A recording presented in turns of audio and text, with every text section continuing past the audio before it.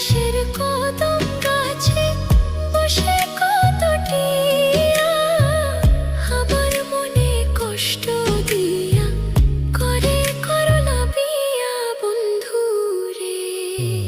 কি অপরাধ পাইয়া রে বন্ধু ছাইরা গেলাম মোরে, তোমার লাইগা পরাণ কান্দে মন বসে না ঘরে বন্ধু রে।